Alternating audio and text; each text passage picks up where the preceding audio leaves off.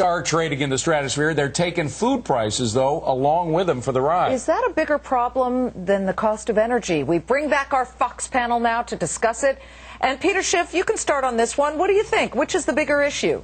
Well, it's inflation. I mean, remember, there's no such thing as food price inflation or energy inflation. There's just inflation. You know, when you inflate a ball, it expands. It doesn't rise. Prices rise and fall, but it's the money supply that's being expanded. That's the inflation. The result is that prices are rising. That's why wheat is going up. That's why oil is going up.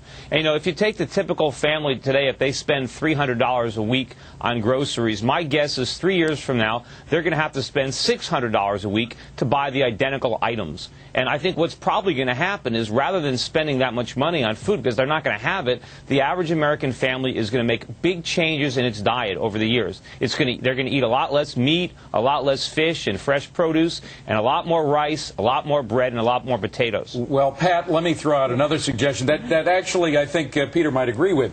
We are subsidizing farmers, particularly millionaire farmers. 2/3 of all subsidies go to farmers that are rich, to the tune of billions and billions and billions of dollars. Just another agricultural bill. Is that perhaps spurring on things as well? I mean, we're paying them more, and we're paying more. Yeah, you know, you're going to have a really hard time getting me to like subsidies of any kind. So I think, though, that Peter has it really wrong. I think this is really a very basic economics 101 supply-demand issue.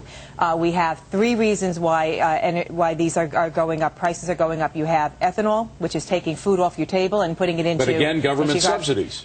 Yes, but it's changing the way we use a particular product. You have oil. Do you know that every one of us Americans, it costs about 400 gallons of oil products to put food on our table. And you have population. The world populations are expanding. And, you know, you have middle class lining up all over the world, the BRIC countries, ready to eat the way we eat. This is a basic supply-demand issue. It's systemic, and it's going to be here for a long time. What you're missing is that a growing economy lowers food prices. When you have economic growth and expansion...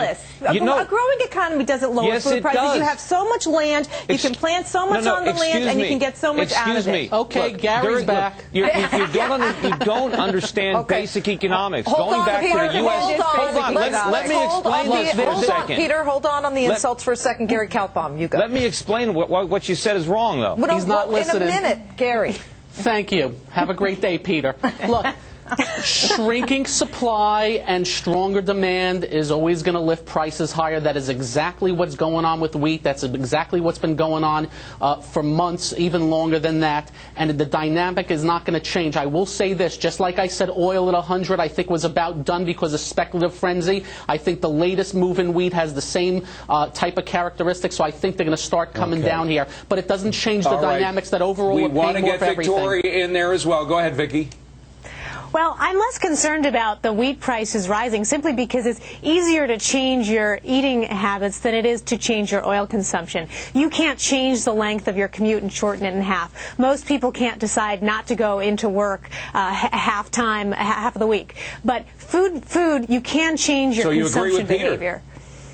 Well, I don't agree. I think he's overstating inflation. I think this is a supply-demand issue, which is what Pat was saying. But you can eat wheat-free bread. It's better for you anyway, right? We've got to take a commercial break. We are a little over an hour away from the closing bell. We'll be right back.